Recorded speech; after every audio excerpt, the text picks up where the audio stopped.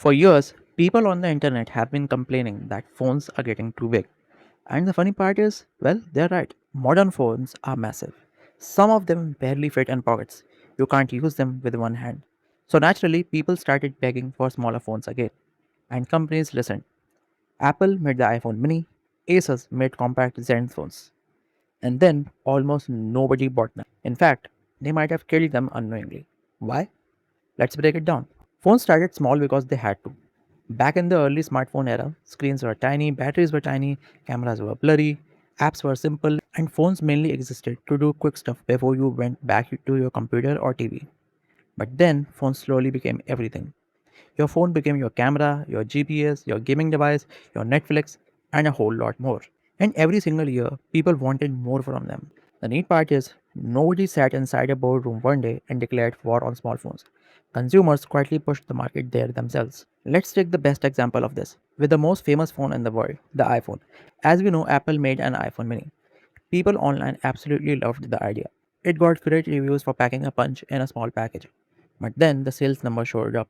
The 12 mini sold so poorly that it accounted for just 5% of the 12 series sales. Meanwhile, people kept buying gigantic Pro and Max iPhones in massive numbers. That contradiction tells you almost the entire story.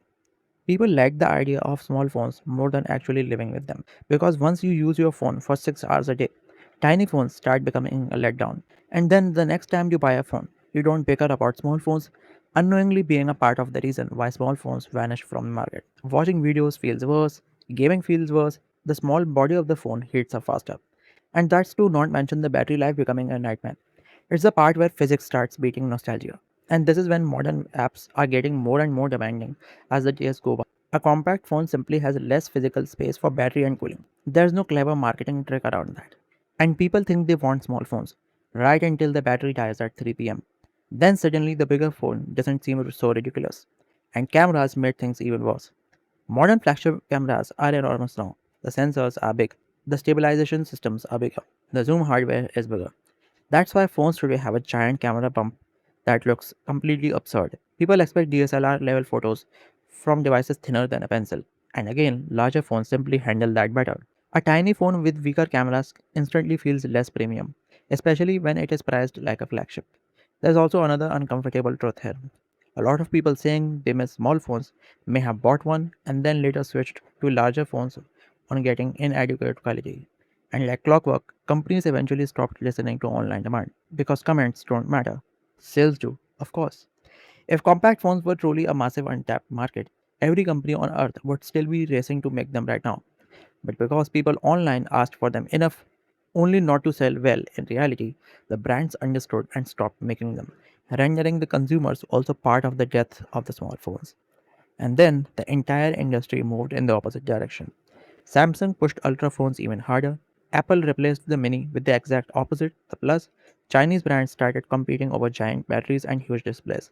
Even Asus slowly backed down from aggressively compact Zen phones to aggressively large ones. And honestly, modern phones aren't probably shrinking anytime soon because current phone sizes are basically the compromise people have settled onto.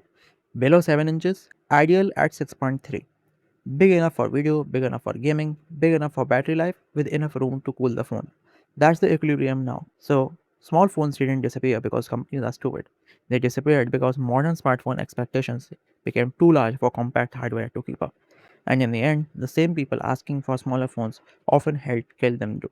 If you enjoyed this video, check out my video on what killed modular phones. It's another piece of tech that sounded like the future right until the reality ruined the fantasy.